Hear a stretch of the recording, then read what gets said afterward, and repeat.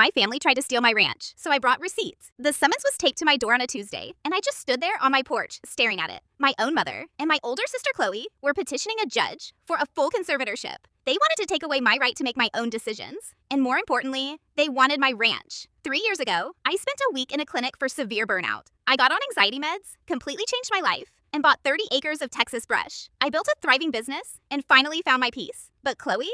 She only saw dollar signs. Developers were buying up land nearby, and my little slice of heaven was suddenly worth a fortune. Their petition claimed I was mentally unfit, attaching my old clinic intake form as proof. The proposed order handed total control of my assets to my mother, who planned to sell the land and split the cash with Chloe. I called my mom. She sounded as sweet as pie. "Oh, honey," she cooed. "We're just worried about you. You're too fragile for all that land, and Chloe's kids really need a college fund." I didn't yell. I didn't scream. I got to work. I hired a bulldog of an estate lawyer and gathered my armor. I pulled 3 years of flawless tax returns. I got a certified letter from my psychiatrist, explicitly stating I was in perfect mental health.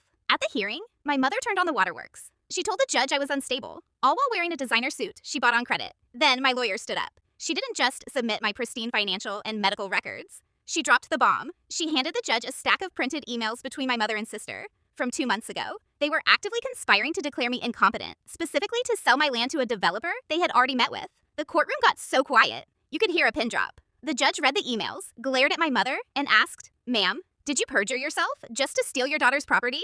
She went completely pale. The case was thrown out immediately. The judge ordered them to pay every dime of my legal fees and forwarded the file for attempted fraud. I haven't spoken to them in 8 months. I just drink my coffee on the porch they tried to steal. And it tastes amazing.